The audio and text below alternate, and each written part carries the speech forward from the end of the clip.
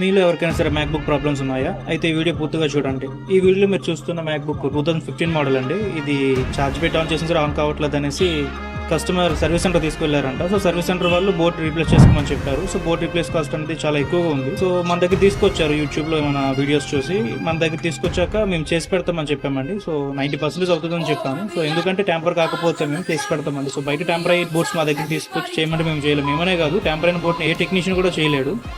So in case of tamper కాకుండా అది perfect కండిషన్లో ఉంది అంటే సో మేము అయ్యే ఛాన్సెస్ ఉంటే డెఫినెట్గా రిపేర్ చేసి పెడతామండి. ఇక్కడ కూడా అదే జరిగింది. సో బోర్డ్ అయితే మంచి కండిషన్లోనే ఉంది. సో మేము ఏంటంటే నీట్గా దానికి రిపేర్ చేసి పెట్టాము. సో రిపేర్కి కూడా మేము పెద్దగా ఛార్జ్ చేయలేదు. సో రీజనబుల్ ప్రైస్లోనే ఛార్జ్ చేశాము.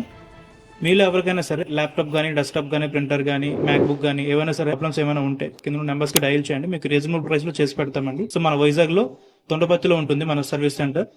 ఎవరైనా వచ్చి చూడండి.